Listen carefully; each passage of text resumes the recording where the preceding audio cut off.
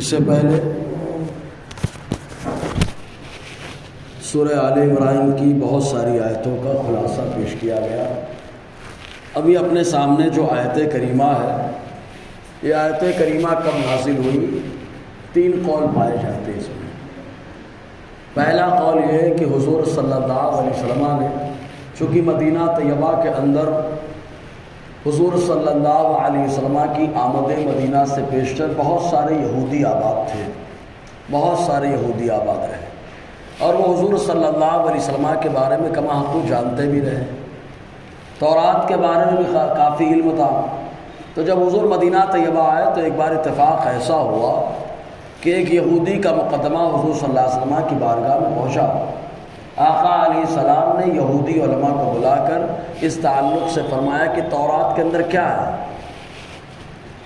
حضور صلی اللہ علیہ وسلم نے تورات کا حکم بتانے کا حکم دیا تو ان لوگوں نے دھوکہ دینے کی کوشش کی، اور جو تورات کے اندر حکم تھا اس کو بدل کر کے بتا دیا۔ حضور صلی اللہ علیہ وسلم نے ان کو دیکھا، اور دیکھنے کے بعد آقا علیہ السلام نے شریعت کا حکم سنا دیا۔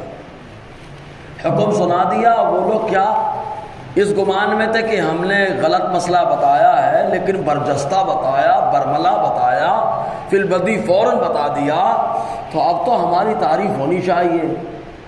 وہ اس گمان میں رہے۔ اللہ تبارک و تعالیٰ نے آیت کریمہ نازل فرمائی، مصطفیٰ جان رحمت نے تو خاموشی اختیار کی، لیکن اللہ تعالیٰ نے ان کی مذمت کرنے کے لیے قیامت اور مابعد قیامت تک اور مابعد قیامت ان کی مذمت کے لیے اللہ تعالیٰ نے پوری آیت کریمہ نازل فرمائی کہ جب تک قرآن رہے گا تب تک ان کی مذمت ہوتی رہے گی کہ انہوں نے مصطفیٰ جان رحمت کو تورات کا غلط مسئلہ بتا دیا۔ محبوب تو خاموش رہ گئے، لیکن اللہ تعالیٰ نے ان کا رد فرما دیا ہے۔ پہلا قول یہ ہے۔ دوسرا قول منافقوں کے بارے میں، جتنا رد منافقوں کا ہوا ہے اور اتنے خطرناک الفاظ کے ساتھ ہوا کہ کہیں تو قرآن کہتا ہے ان المنافقین فی الدرک الاسفل من النار، منافق جہنم کے نچلے درجے میں، یہاں تک آ گیا ہوگا۔ کتنی بھی قسمیں کھا کر کے یہ لوگ بولیں، اللہ تعالیٰ فرماتا ہے رب جانتا ہے کہ لوگ جھوٹے ہیں۔ سورہ منافقون میں رب فرماتا ہے، تو ان کی مذمت میں آئی۔ معاملہ کیا ہوتا تھا، جب بھی صحابہ کرام میدان جہاد میں جاتے، میدان جنگ میں جاتے، چاہے وہ غزوہ ہو جس میں آقا علیہ السلام خود تشریف لے جا رہے ہوں، یا سریہ ہو جس میں آقا علیہ السلام نے صحابہ کو روانہ کر دیا ہو، تو منافقوں کا کردار ہمیشہ حوصلہ پست کرنے والا ہوتا ہے۔ یہ صحابہ کو ورغلانے کی کوشش کرتے کہ مت جاؤ مت جاؤ مت جاؤ، لیکن صحابہ کرام پر تو مصطفیٰ کی محبت غالب رہی۔ سبحان اللہ۔ غلبہ محبت رسول کے پیش نظر صحابہ چلے جاتے میدان کارزار، چلے جاتے، اللہ تعالیٰ فتح دیتا، اور جب صحابہ مدینہ آتے تو صحابہ سے زیادہ منافقین اچھلنے لگتے کہ ایسا ہو گیا، ایسا ہم لوگوں نے کر دیا، ایسا کر دیا، یعنی جو نہیں کیا اس پر باہوائی لینے کے چکر میں رہتے۔ تو اللہ تبارک و تعالیٰ نے ان کا رد فرمایا اور ارشاد فرمایا کرتے کچھ نہیں ہے، خالی حوصلے پست کرنے والی باتیں کرتے ہیں، لیکن اس کے باوجود واہوائی لینے کی امید رکھتے ہیں۔ اللہ تعالیٰ نے اس وقت رد فرمائیں گے۔ اور تیسرا قول تو ایک دم واضح ہے کہ یہودیوں کے بارے میں ہی ہے یہ، کیونکہ یہودی اور منافق دونوں وہی کام کر رہے تھے جو کام اسلام کے خلاف رہتا ہے، دونوں نے وہی کام کیا ہر دور میں۔ تو یہودیوں کے بارے میں ہی یہ ہے۔ معاملہ یہ ہوتا کہ یہودیوں نے چونکہ آقا علیہ السلام کے اوصاف کو بدلا، صفتوں کو بدل دیا، لوگوں کے سامنے غلط باتیں رکھی اور اسلام کو بدنام کرنے کی مکمل سازشیں کی، لیکن سب بدلنے کے باوجود جب اسلام آ گیا تو اپنے آپ کو عالم ظاہر کرتے تھے، ہم اہل کتاب ہیں، کتاب کے جانکار ہیں۔ صحابہ کو چھوڑ کر کے باقی جو لوگ ہوتے ان کے ماننے والے، ان کو الٹے سیدھے مسئلے بتاتے، حضور کے بارے میں غلط بتاتے، اور امید رکھتے میرا ہاتھ چوما جائے گا، میرا ہاتھ چوما جائے گا، میرے نذرانے کا معاملہ ہو جائے گا۔ تو اللہ تعالیٰ نے ان کا رد فرمایا اور ارشاد فرمایا جو یہ لوگ کرتے نہیں ہیں اس پر یہ لوگ تعریف چاہتے ہیں۔ اب دیکھنے میں بات آئی ہے، جب آدمی کام نہیں کرتا تعریف چاہتا ہے تو اس کی تعریف نہیں ہوتی ہے، اور جو کام کرتا ہے اللہ تعالیٰ خود اس کی تعریف کا اسباب بنا دیتا ہے۔ کام بولتا ہے۔ حافظ ملت فرماتے ہیں کام کرو، کموا تو کرو، نموا تو ہی بے کرے، کام کرو نام ہو ہی جائے گا۔ اعلیٰ فرماتے بے نشانوں کا نشان مٹتا نہیں، مٹتے مٹتے نام ہو ہی جائے گا۔ کام آدمی کی پہچان۔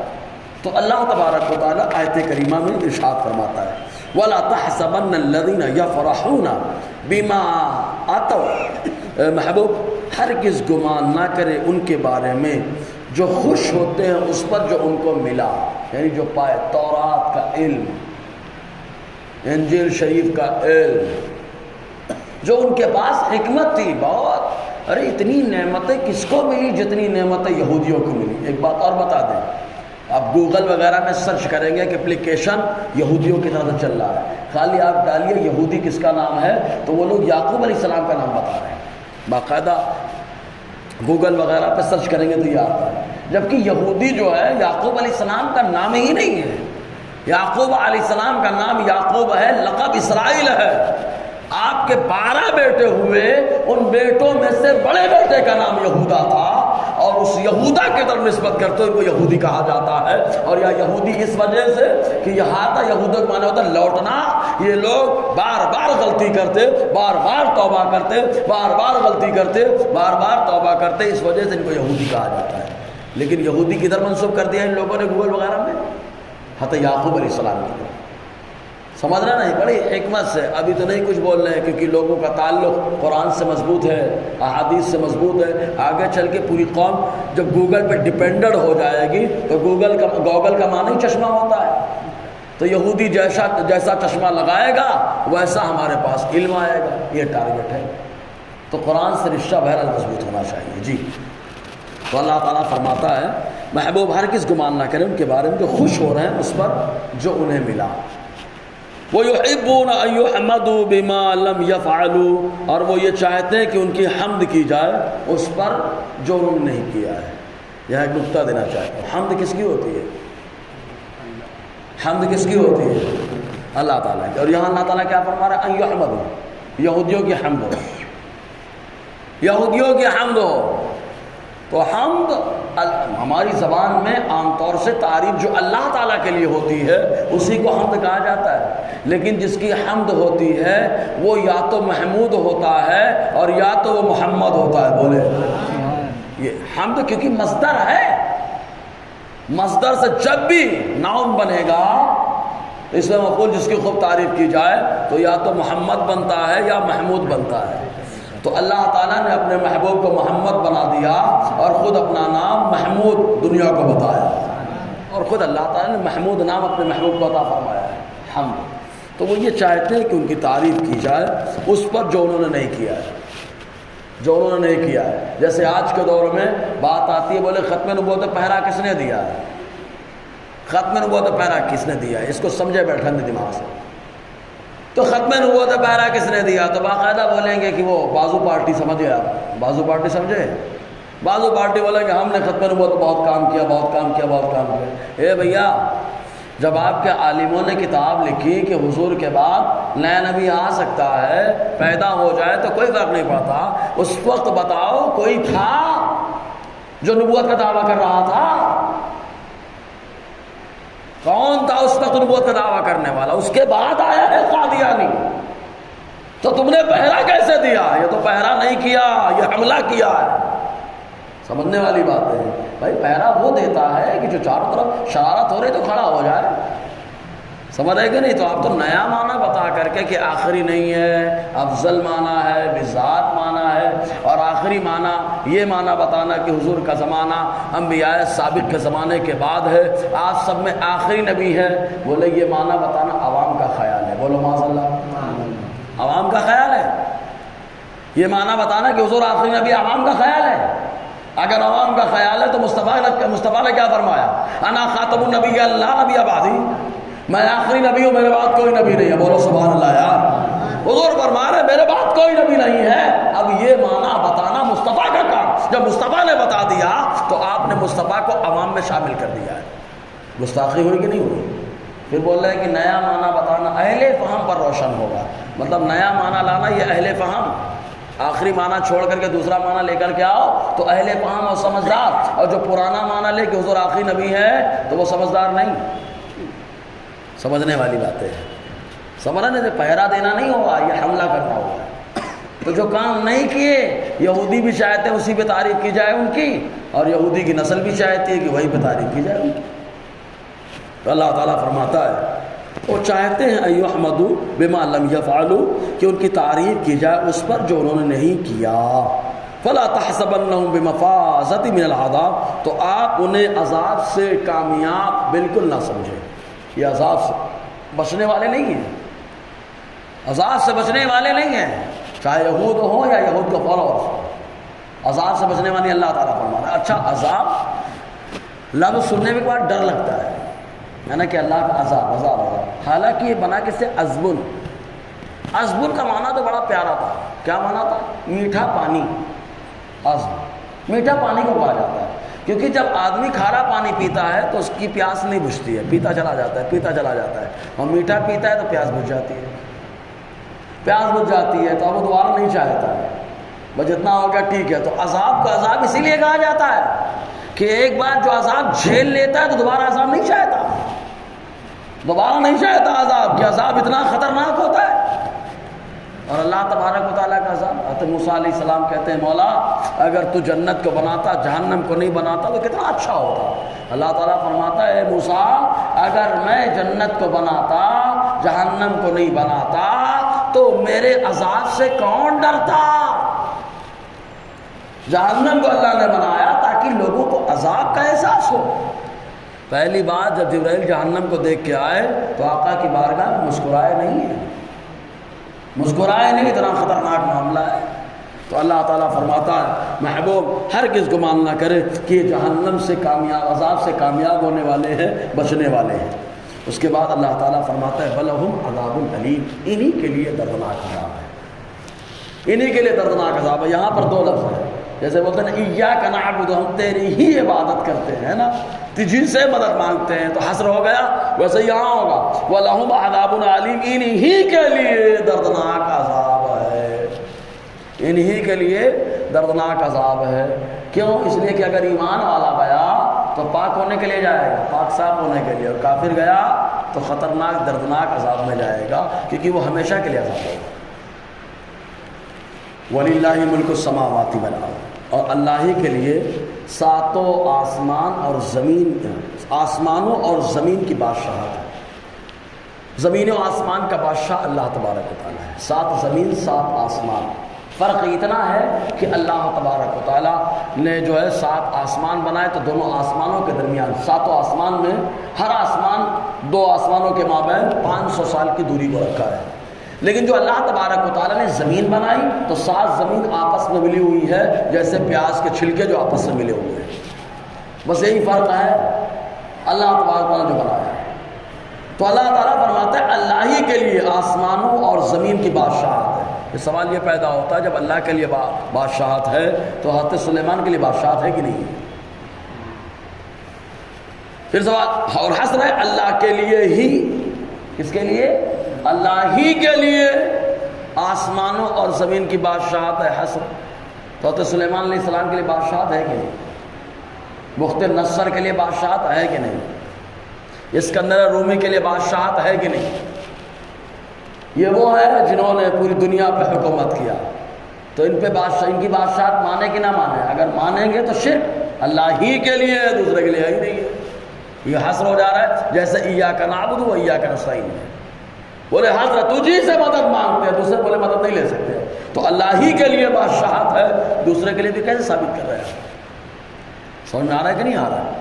لیکن الحمدللہ ہم لوگوں کا معاملہ تو ایسا ہے، قرآن کہتا ہے وَتُعِزُّ مَن تَشَاءُ وَتُذِلُّ مَن تَشَاءُ، اور اللہ تعالیٰ آگے فرماتا ہے وَتَنزِعُ الْمُلْكَ مِمَّن تَشَاءُ وَتُؤْتِي الْمُلْكَ مَن تَشَاءُ، اللہ جس سے چاہتا ہے بادشاہت کو چھین لیتا ہے اور جس کو چاہتا ہے اسے بادشاہت عطا فرما دیتا ہے.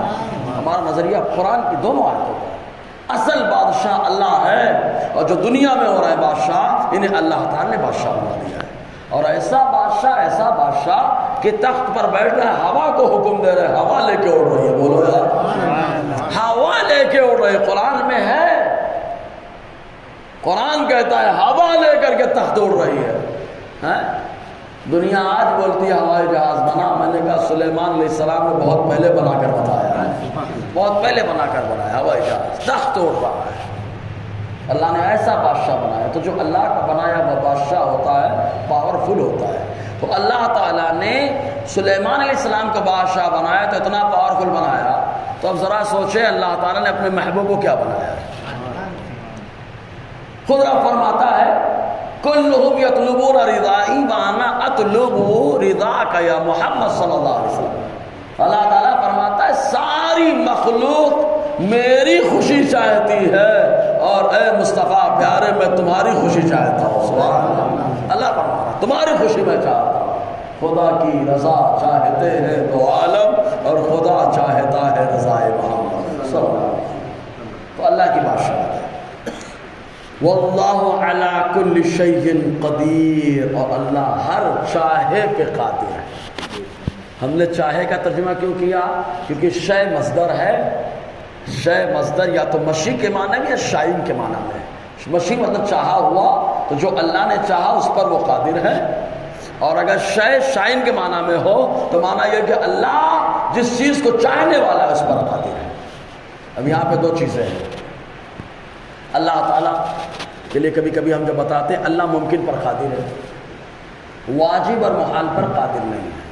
پہلے سمجھے واجب کس کو کہا جاتا ہے, محال کس کو کہا جاتا ہے, ممکن کس کو کہا جاتا ہے. یہ سمجھیں گے تو امکان کسب جو لوگ قائل ہیں اس کے ان کا رد بھی سمجھ میں آ جائے گا. واجب کس کو کہتے ہیں؟ واجب وہ جس کا وجود ہمیشہ ہو. تو واجب پوری دنیا میں صرف ایک ہے جسے اللہ کہا جاتا ہے, اسی کا وجود ہمیشہ رہے گا نا, واجب ہے. ممکن نہیں تھا, ہے, نہیں رہے. سمجھ میں آیا؟ تو ساری مخلوق کا معاملہ ایسے ہی ہو رہا ہے نا, نہیں ہے, نہیں رہے. ممکن اور محال جو کسی حال میں نہ ہو سکے, کسی حال میں اس کا وجود نہیں ہو سکتا, اس کو محال کہا جاتا ہے. تو اللہ ممکن پر قادر ہے. بولیے نا سبحان اللہ. ممکن مطلب جو نہیں تھا ہو جائے گا, پھر نہیں رہے گا, اللہ اس پر قادر ہے. واجب پہ قادر نہیں مان سکتے آپ. واجب پہ قادر مانیں گے تو واجب اللہ ہے, مطلب اللہ جس پر قادر, تو اللہ تعالیٰ دوسرا خدا بنانے پہ قادر ہو جائے گا. اور دوسرا خدا ماننا یہ شرک ہے. تو اللہ واجب پر قادر ہے کیا؟ بولو ہے کیا؟ ارے بولیے, ڈر کیوں رہے ہیں؟ دوسرا خدا ماننا پڑے گا نا پھر. تو اللہ واجب پہ قادر نہیں کہا. محال جس کا وجود نہیں ہو سکتا, جیسے جھوٹ. جیسے جھوٹ, اللہ جھوٹ پہ قادر نہیں ہے کیونکہ جھوٹ کا اللہ کے لیے وجود محال ہے, اس کا وجود ہی نہیں ہو سکتا. سمجھنا. پھر ایک بولا بھائی مولانا اللہ کی قدرت کو تم ناقص مان رہے ہو, ادھوری مان رہے ہو. تو کہا ٹھیک ہے, آپ نے کہا اللہ کی قدرت ناقص ہے, تو ہم آپ سے سوال کرتے ہیں, یہ بتاؤ موت بھی ایک شے ہے کہ نہیں؟ بولو موت ایک شے ہے. جب موت ایک شے ہے تو اللہ تعالیٰ اپنی موت پر قادر ہے کہ نہیں؟ میری بات سمجھے. موت ایک شے ہے, موت ایک کیا ہے؟ شے ہے. تو اللہ تعالیٰ اپنی موت پر قادر ہے کہ نہیں؟ اگر قادر مانتے ہو تو مطلب یہ کہ اللہ تعالیٰ کو موت آ سکتی ہے. بولو معاذ اللہ. اور اللہ حی ہے, ہمیشہ حی ہے. اگر آپ نے یہ قول کیا تو قدرت تو ثابت کر دی, لیکن اللہ تعالیٰ کو کیا مان لیا؟ موت آ سکتی ہے. تو ماننا پڑے گا اللہ تعالیٰ اپنی موت پر اس کی قدرت نہیں ہے. کیوں؟ اس لیے کہ اس کی موت اس کے لیے محال ہے. بولو گا سبحان اللہ. اور اس کی موت اس کے لیے محال ہے, اور محال اس کے لیے وجود میں آ ہی نہیں سکتا. سمجھ میں آیا؟ تو جھوٹ بھی اللہ تعالیٰ کے لیے محال ہے. بولو ہے نا. اب یہاں پر کوئی کھڑا ہو جائے بولے حضرت جی اللہ تعالیٰ تو اپنی وعید کے خلاف کرتا ہے, اور وعید کے خلاف کرنا یہی تو جھوٹ ہے. جھوٹ امکان کذب ہے. ہم نے کہا نہیں پیارے, پہلے سمجھو خلف کس کو کہا جاتا ہے, وعید کس کو کہا جاتا ہے. یہ ایسا اہم پوائنٹ ہے کہ اس میں اچھے لوگ دھوکہ کھائے بیٹھے ہیں. اچھا اللہ تعالیٰ کی اپنی موت پر قدرت مانیں گے تو نقصان لازم آ رہا ہے کہ نہیں آ رہا ہے؟ تھوڑا سا مسئلے ختم ہو جا رہا ہے یار. ہاں, تو پھر کہا خلف کا معنی ہوتا ہے خلاف کرنا, اور وعید کے معنی ہوتا ہے دھمکی کے خلاف کرنا. اللہ نے دھمکی دی نماز نہیں پڑھو گے جہنم میں جاؤ گے. کیوں؟ ما سلککم فی سقر، تم کو جہنم میں کون سی چیز لے کے آئے؟ تو کہیں گے مولا ہم نماز نہیں پڑھنے والے تھے. تو اللہ نے دھمکی دی وہاں جاؤ گے. صحیح ہے نا؟ اللہ نے دھمکی دی. لیکن اگر اللہ تبارک و تعالیٰ اسی دھمکی کے خلاف بغیر حساب کتاب کے اٹھا کے جنت میں داخل فرما دے تو اس کو وعید کے خلاف کہا جاتا ہے. بولیے کرم ہوا کہ نہیں ہوا؟ کرم ہوا. وعید کے خلاف کرنا، تو وعید کے خلاف کرنا اور چیز ہے، جھوٹ بولنا اور ہے. تو یہ لوگ کیا بول رہے ہیں معلوم؟ دیکھو دھمکی دی تھی کہ جہنم میں جانا ہے، اس کے خلاف کر دیا تو اپنی دھمکی کے خلاف کر دیا. یہی تو جھوٹ بولنا ہو. بولو معاذ اللہ. ارے جھوٹ بولنا اور ہے، دھمکی کے خلاف کرنا اور ہے. سمجھ آ رہا؟ دھمکی کے خلاف کرنا اور ہے. بظاہر لگتا ہے لیکن حقیقت میں یہ وعید کے خلاف اللہ تعالیٰ کر رہا ہے. تو اس کو کرم اور فضل کہا جاتا ہے. کرم اور فضل کہا جاتا ہے. ٹھیک ہے بہرحال. تو اللہ تبارک و تعالیٰ فرماتا ہے واللہ علی کل شیء قدیر، اور اللہ ہر شے پر، ہر چاہے پر قادر ہے. ہر چاہے پہ مولا تبارک و تعالیٰ قادر ہے انشاءاللہ.